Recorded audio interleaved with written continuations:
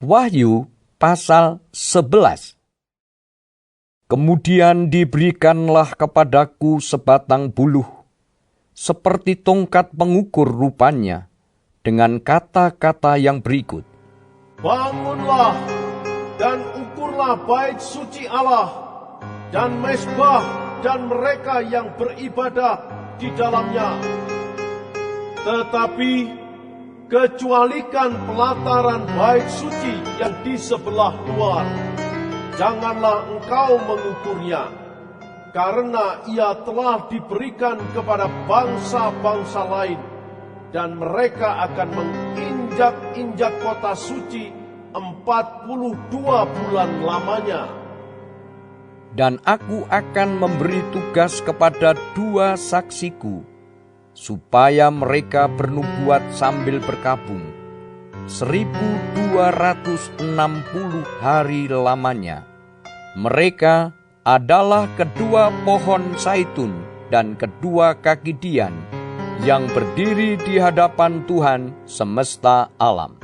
Dan jikalau ada orang yang hendak menyakiti mereka, keluarlah api dari mulut mereka, menghanguskan semua musuh mereka. Dan jikalau ada orang yang hendak menyakiti mereka, maka orang itu harus mati secara itu. Mereka mempunyai kuasa menutup langit, supaya jangan turun hujan selama mereka bernubuat. Dan mereka mempunyai kuasa atas segala air, untuk mengubahnya menjadi darah, dan untuk memukul bumi dengan segala jenis malapetaka, setiap kali mereka menghendakinya. Dan apabila mereka telah menyelesaikan kesaksian mereka, maka binatang yang muncul dari jurang maut akan memerangi mereka dan mengalahkan serta membunuh mereka.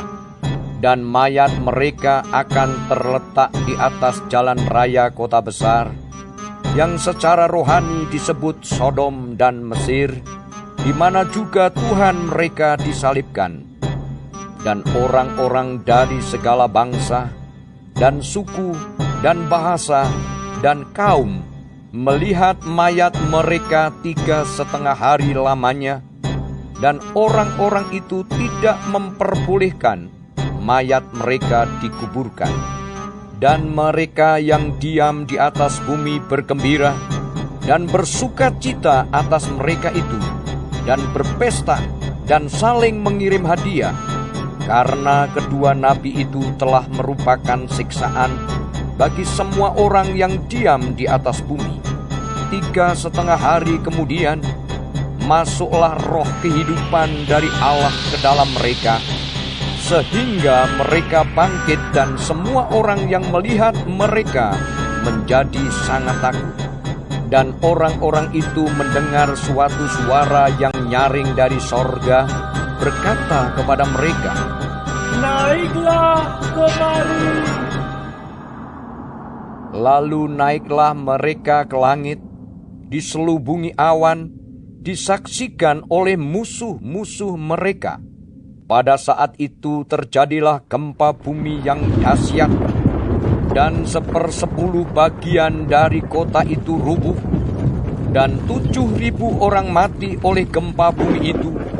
Dan orang-orang lain sangat ketakutan, lalu memuliakan Allah yang di sorga. Celaka yang kedua sudah lewat. Lihatlah, celaka yang ketiga segera menyusul. Lalu malaikat yang ke-7 meniup sangkakalanya, dan terdengarlah suara-suara nyaring di dalam sorga. Katanya, pemerintahan atas dunia dipegang oleh Tuhan kita dan Dia yang diurapinya, dan Ia akan memerintah sebagai Raja sampai selama-lamanya.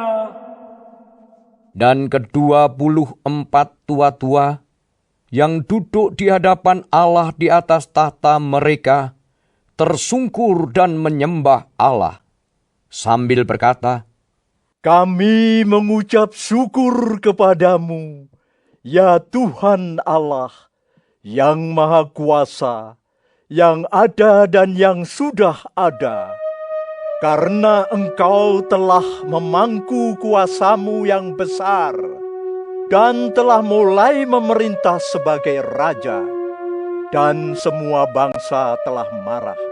Tetapi amarahmu telah datang, dan saat bagi orang-orang mati untuk dihakimi, dan untuk memberi upah kepada hamba-hambamu, nabi-nabi, dan orang-orang kudus, dan kepada mereka yang takut akan namamu, kepada orang-orang kecil dan orang-orang besar, dan untuk membinasakan barang siapa yang membinasakan bumi. Maka terbukalah bait suci Allah yang di sorga, dan kelihatanlah tabut perjanjiannya di dalam bait suci itu, dan terjadilah kilat dan deru guru, dan gempa bumi, dan hujan es lebat.